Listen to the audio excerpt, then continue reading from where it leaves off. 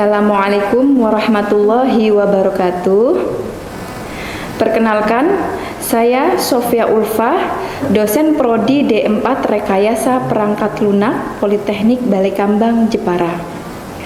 Tujuan saya membuat video ini adalah untuk memenuhi salah satu persyaratan sertifikasi dosen tahun 2025, yaitu pernyataan diri dosen dalam Unjuk Kerja Tridharma Perguruan Tinggi atau PDD UKTPT dalam aspek pengajaran. Mata kuliah yang saya ampu adalah Pengantar Teknologi Informasi dan Komunikasi, Sistem Basis Data, Interaksi Manusia dan Komputer, dan Etika Profesi.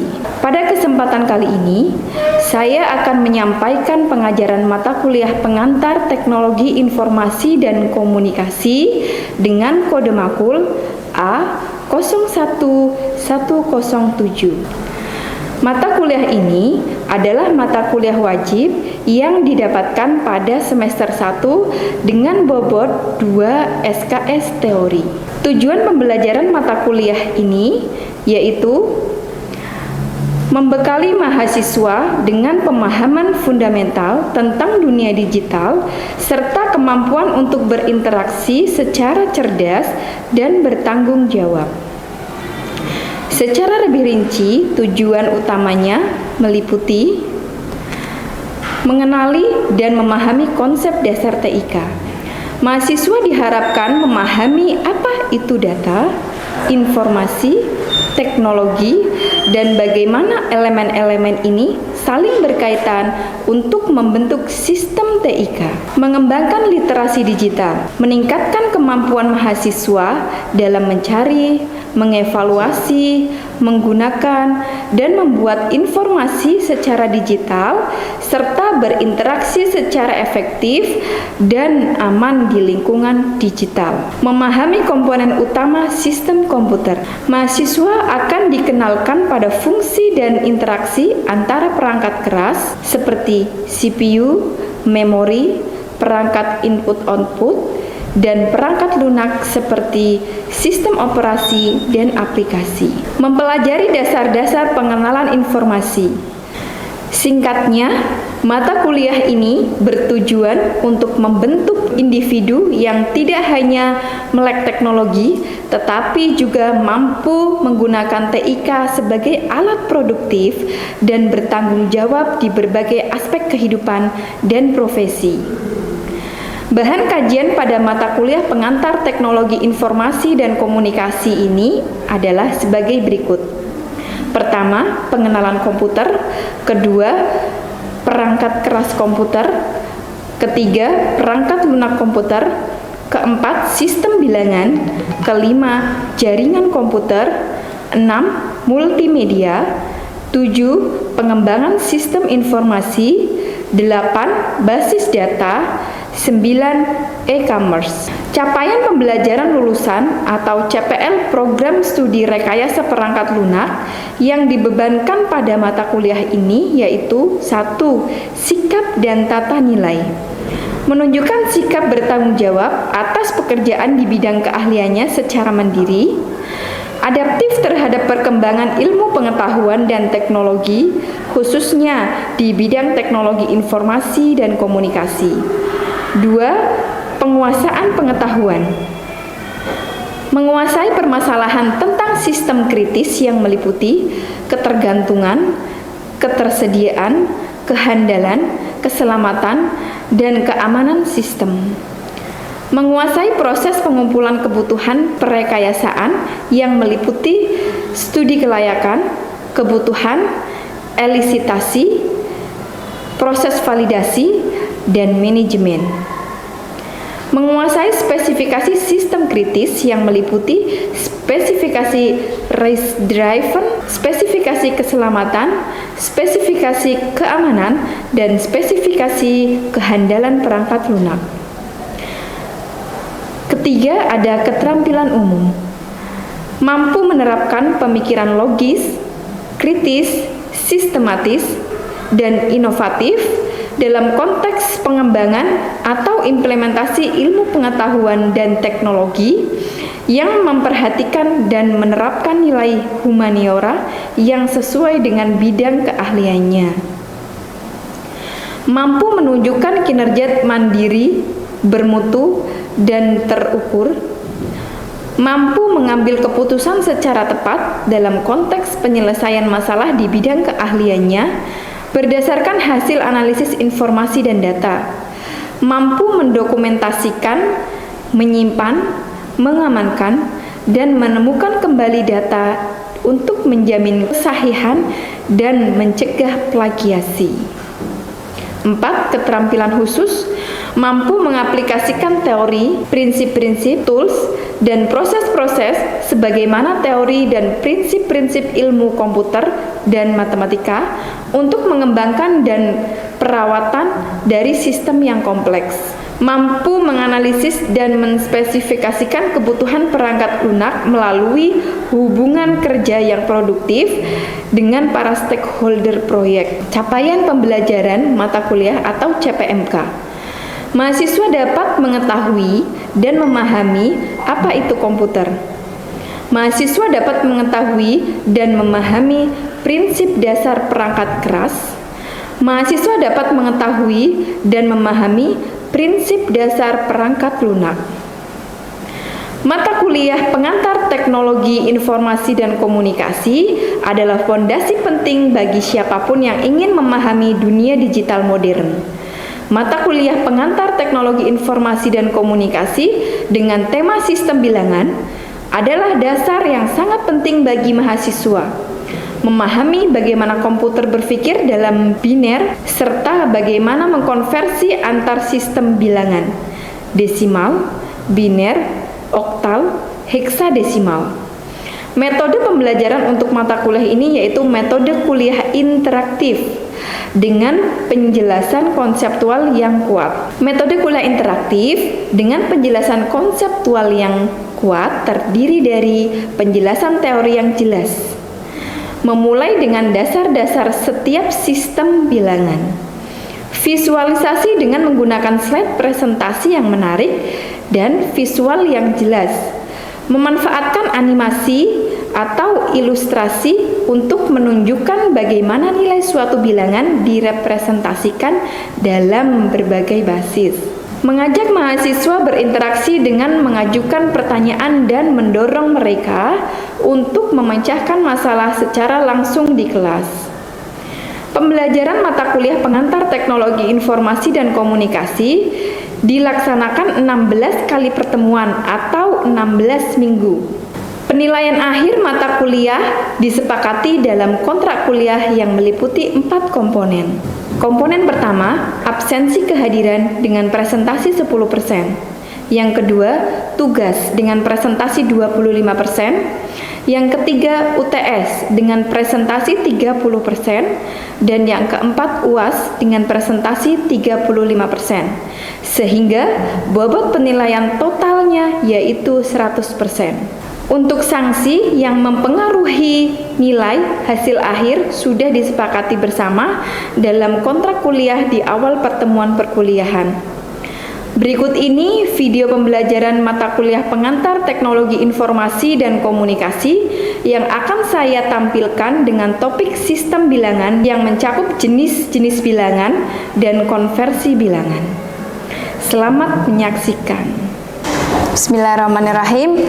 Assalamualaikum warahmatullahi wabarakatuh.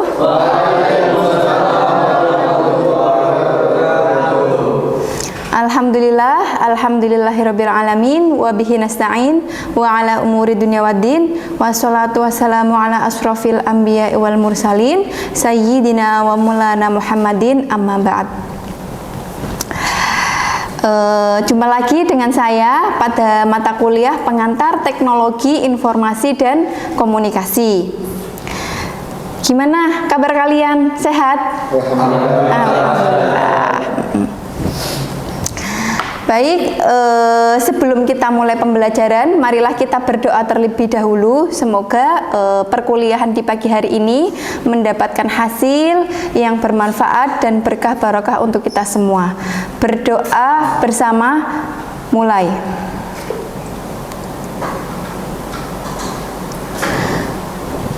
berdoa selesai.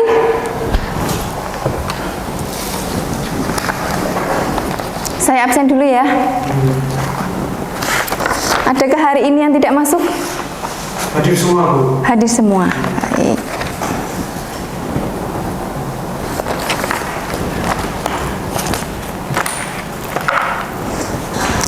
Baik, untuk mata kuliah yang akan saya paparkan di pagi hari ini yaitu sistem bilangan komputer. Sebelum masuk ke sistem bilangan komputer ini, mari kita ulas materi minggu lalu dulu ya tentang software. Ada yang masih ingat apa itu software? Ya, Mas Najib? Software adalah perangkat atau software adalah instruksi atau program yang memberi tahu komputer atau perangkat keras lain apa yang harus dilakukan. Bayangkan seperti hardware adalah kumpulan komponen elektronik yang tidak bisa melakukan apa-apa. Oke. Ya, baik. Terima kasih Mas Najib. Kemudian aplikasi apa saja yang ada di software? Ya, Mas Najib. Contoh aplikasi software adalah yang pertama pengolah data yaitu Microsoft Word, Word sama, ya. Kemudian pelanggan web browser, ya. Mozilla sama Microsoft Edge. Oke, baik. Terima kasih untuk Mas Najib. Beri aplausnya. Mari kita mulai pada mata kuliah sistem bilangan komputer. Sistem bilangan adalah cara untuk merepresentasikan kuantitas. Dalam dunia komputasi, sistem bilangan memegang peranan fundamental karena semua data dan instruksi yang diproses oleh komputer pada dasarnya direpresentasikan dalam bentuk numerik. Komputer tidak memahami huruf, gambar, atau suara seperti kita. Komputer hanya mengenali sinyal listrik on atau off. Sistem bilangan adalah cara untuk merepresentasikan angka dalam bentuk simbol. Kemudian konsep dasar sistem bilangan. Setiap sistem bilangan memiliki dua komponen utama. Yang pertama ada basis, yaitu jumlah total simbol unik atau digit yang digunakan dalam sistem bilangan tersebut. Misalnya, sistem desimal memiliki 10 basis karena menggunakan 10 digit. Apa saja? Yaitu 0, 1, 2, 3, 4, 5, 6, 7, 8, 9. Di total ada 10 digit. Kemudian ada nilai posisi. Setiap digit dalam sebuah bilangan memiliki nilai yang berbeda, tergantung pada posisinya. Nilai posisi ini ditentukan oleh pangkat dari basisnya. Nah, kemudian jenis-jenis sistem bilangan. Di sini ada 4 jenis sistem bilangan. Yang pertama ada bilangan desimal, itu basisnya 10. Kemudian ada biner, basisnya itu 2. Yang ketiga ada oktal, basisnya 8. Dan yang keempat ada heksadesimal, basisnya itu 16 ya. Nah, mari kita kupas tentang bilangan desimal. Desimal itu basisnya 10. Bilangan desimal adalah sistem bilangan yang paling umum digunakan dalam kehidupan sehari-hari. Sistem bilangan desimal menggunakan basis 10 dan menggunakan 10 macam simbol bilangan, yaitu 1, 2, 3, 4, 5, 6, 7, 8, 9. Notasinya yaitu sigma N kali 10A. Dengan N-nya itu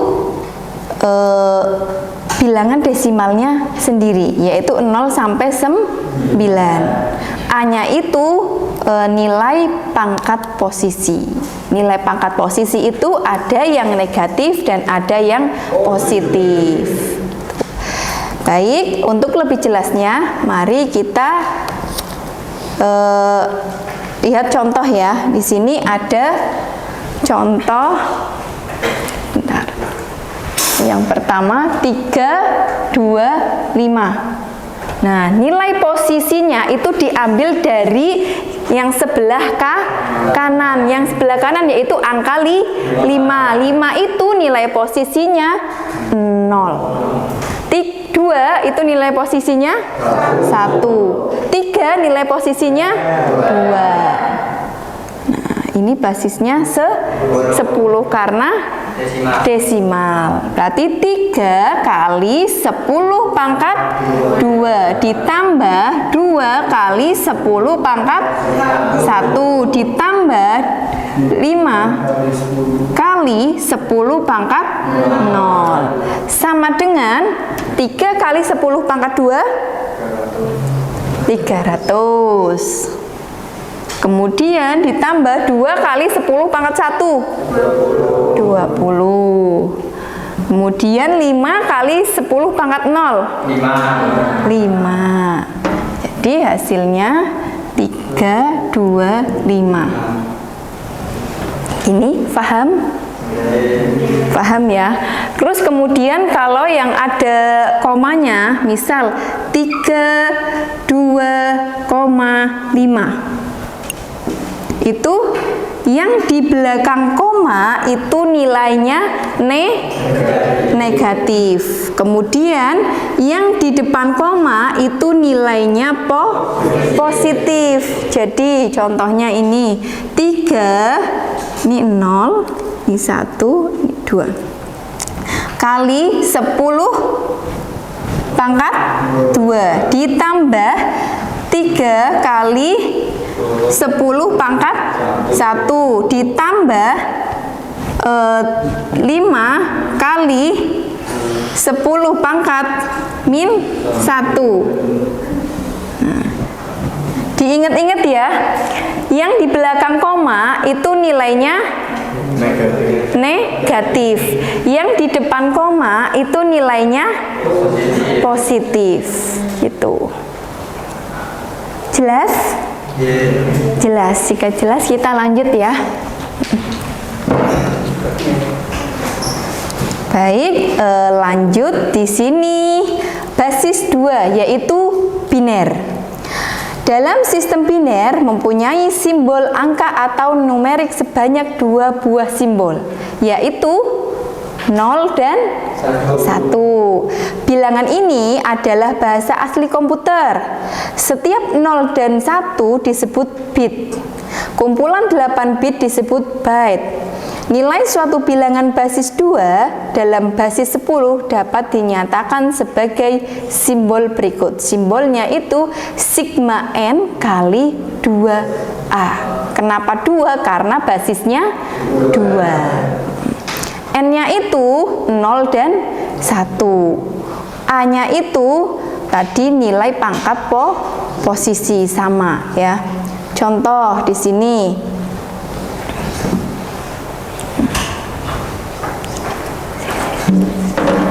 Contohnya berapa tadi? 1. Berapa Mas? 1 1 1 1 0 1. Oke.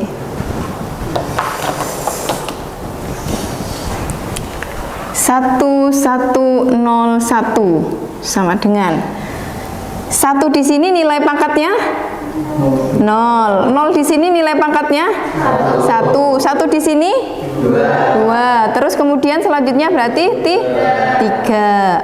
Oke, berarti 1 kali 2 pangkat 3 ditambah 1 kali 2 pangkat 2 ditambah 0 dikali 2 pangkat 1 ditambah 1 dikali 2 pangkat 0.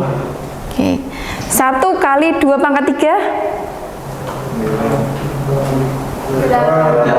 8 ditambah 1 kali 2 pangkat 2 4 ditambah 0 kali 2 pangkat 1 0. ditambah 1 kali 2 pangkat 0 1.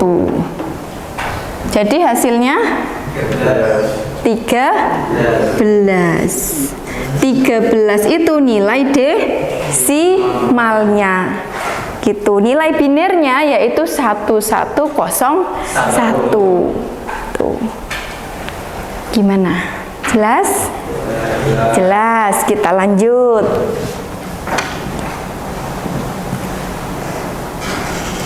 Baik, di sini ada basis 16 yaitu heksadesimal. Sistem heksadesimal mempunyai simbol angka numerik sebanyak 16 buah simbol. Apa aja simbolnya? Yaitu 0, 1, 2, 3, 4, 5, 6, 7, 8, 9 B, C, D, F. Itu. Jadi A, B, C, D, E, F itu ada nih nilainya ya. Nah, ini nggak apa-apa. A itu berapa? 10. B 11, C 12, D 13, E 14, F 15 ya. Paham? Kalian harus hafal ya. A itu nilainya berapa, B itu berapa, C, D, E, F itu ya. Oke. Kemudian nilai suatu bilangan basis 16 dapat dinyatakan sebagai simbol sigma n kali 16A, di mana n-nya itu bilangan heksadesimal itu sendiri dari 0 sampai 15. Untuk A-nya itu pangkat posisi. Tuh. Mari kita lihat contohnya ya. Oke.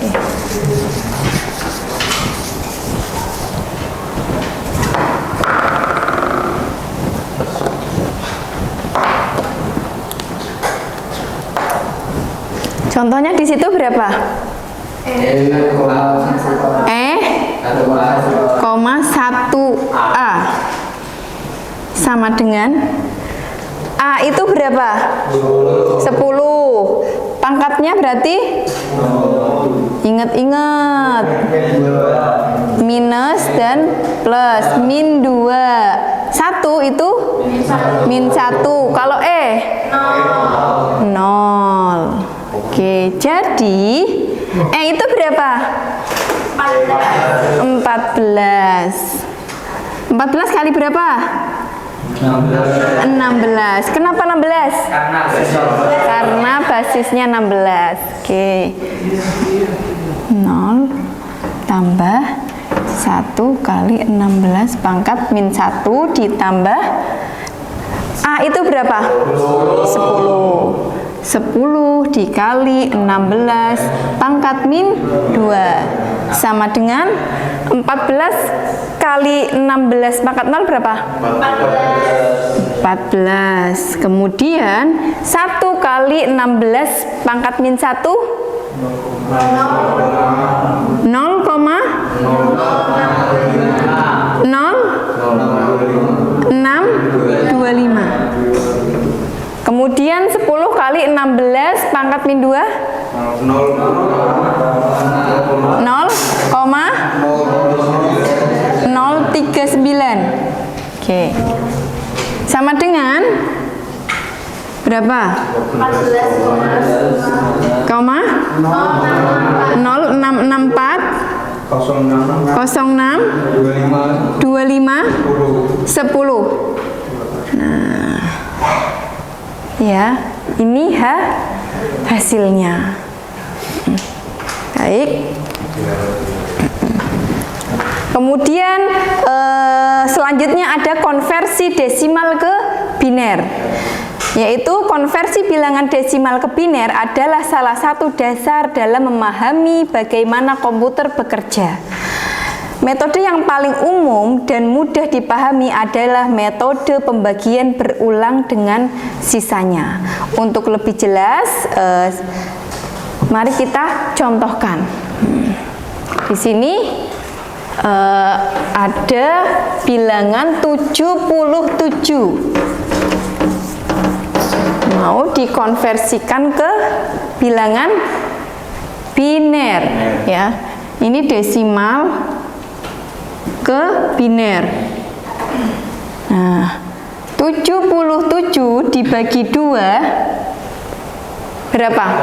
38. Sisanya 1. Kemudian 38 dibagi 2 19. Sisanya 0. 19 bagi 2 sama dengan 9. Sisanya terus 9 dibagi 2 sama dengan 4, sisanya 1, dan 4 dibagi 2 sama dengan 2, sisanya 0. 2 dibagi 2 sama dengan 1, sisanya 0. Cara menulisnya itu dari sisa terakhir ini.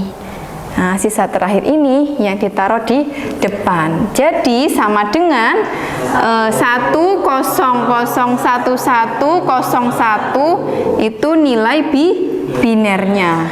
Nilai desimalnya yaitu 77. Gitu ya. Paham?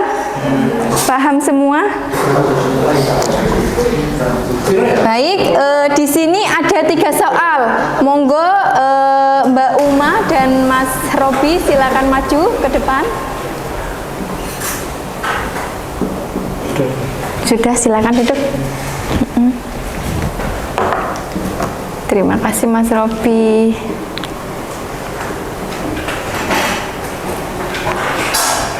Baik, untuk jawabannya Mas Robi 1011101 kita dibagi ya, dibagi, oke, 4 00 12 1 betul?